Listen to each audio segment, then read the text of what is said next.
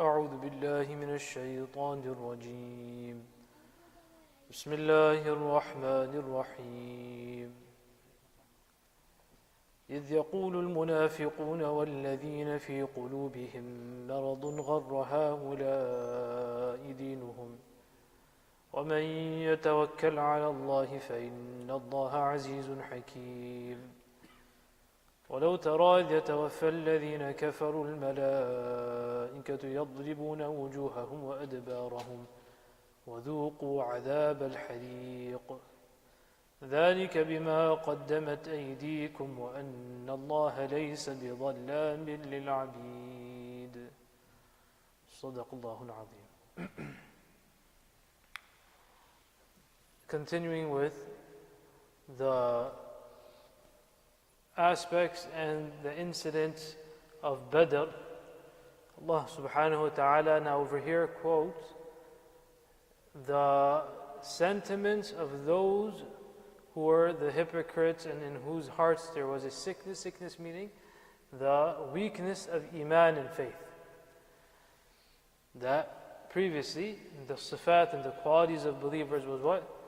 To have ijtima'iyah, to have a togetherness, a unity, remembering Allah subhanahu wa ta'ala, dhikr of Allah subhanahu wa ta'ala, that these are things which will assist and help, and these are the qualities that are needed for a successful campaign.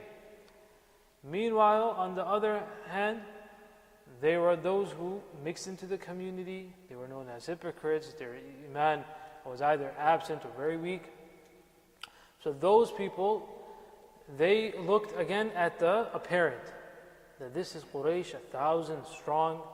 We have lesser in number, a third of their amount, far lesser weaponry. All of these things, looking at the apparent means only, merely looking at that. So they started saying that غَرَّ هَؤُلَاءِ دِينُهُم, that these people, their religion has deceived them. Meaning they've come into deception, they're listening to Muhammad sallallahu alaihi wasallam, that the Jannah is there and Allah is Nusra. They're saying that we see the opposite. Meaning because they're only looking at the apparent. So they would say that their deen. Now what would such sentiments and such talk, what will that create? That's going to create what in the ranks? More fear, right? Disunity. That's going to cause fasad and corruption, and that will make people lose hope. So this will dishearten the army. But this is the reality of the munafiq. Because the munafiq, the kafir, he does not have iman on the ghaib. He does not have iman in what will happen, the nusra of Allah subhanahu wa ta'ala. So the response comes in the Quran al-Kareem as well, مَنْ يَتَوَكَّلَ عَلَى اللَّهِ, that whoever has tawakkul upon Allah subhanahu wa ta'ala, trust upon Allah subhanahu wa ta'ala, then these two qualities of Allah are being mentioned. فَإِنَّ اللَّهَ عَزِيزٌ, that of power of Allah subhanahu wa ta'ala, the might of Allah subhanahu, because that's what you're looking at the apparent might.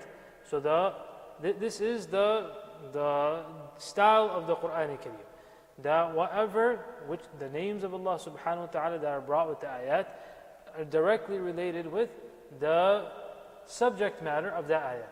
So because they were looking at apparent power, might, force, these things they were looking at, arms. So the Quran al-Kareem, Allah subhanahu wa ta'ala introduces his sifa of فَإِنَّ اللَّهَ عَزِيزٌ, Allah is most powerful. Hakeemun, why is this happening? What is the reason behind this? Hakeemun, Allah is most wise.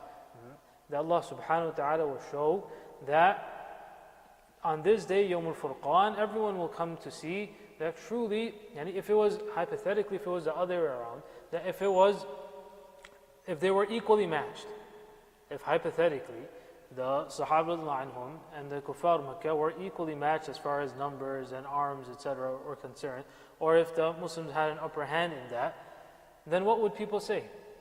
If they're equal, they say, okay, obviously, well, one who has to win, right? It can't be a coin toss. One has to win if it's equally matched. And if they were stronger, as far as apparent, then they say, well, that's just because you have more means. But what does this do? This shows that nusra is from Allah subhanahu wa ta'ala. That is only Allah subhanahu wa ta'ala who decides. That there is something called the nusra of Allah subhanahu wa ta'ala. Now that doesn't mean to say that a Muslim community purposely doesn't do their preparations. That's not what the Sahaba did. The Sahaba brought whatever they had with them. فَإِنَّ اللَّهَ عَزِيزٌ حَكِيمٌ.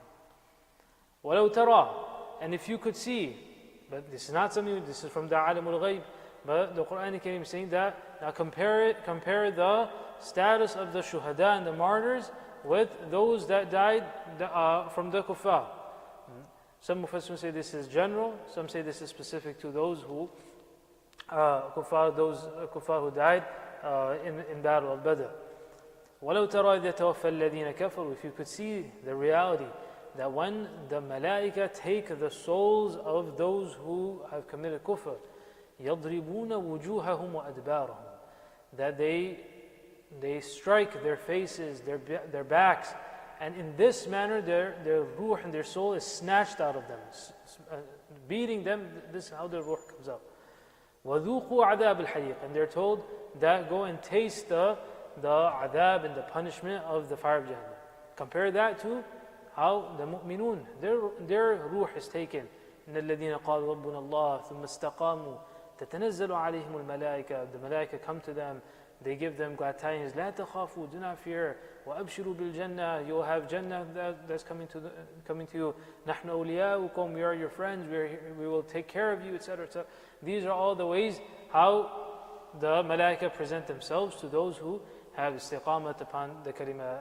And the martyrs, there's no question. Shuhada, the amount of glad tidings that is given to them, their ikram and their honor that Allah subhanahu wa ta'ala shows to them, versus the kuffar. ذَلِكَ بِمَا, and why is this? It's not, Allah ta'ala doesn't gain anything out of it. ذَلِكَ بِمَا قَدَّمَتْ أَيْدِيكُمْ, your own hand set forth this. This is what you did. وَأَنَّ اللَّهَ لَيْسَ بِظَلَّامٍ لِلْعَبِيدِ, Allah is not one who is unjust and does dhulm and oppresses anyone. You are at the end of the day the abid of Allah subhanahu wa ta'ala, the servants of Allah. It makes no difference to Allah subhanahu wa ta'ala. Both are. Everyone is from the abid of Allah subhanahu wa ta'ala, the servants of Allah, the makhluk and the creation of Allah. But it is what you do that decides. If you do this, then this is your result. If you do that, then that is your result. Now then, after this, after verse 50, from 52 onwards, then the Quran Kareem discusses the incidents of Fir'aun and how they acted and how Allah subhanahu wa ta'ala dealt with them. We make dua that Allah ta'ala gives us understanding of the Quran.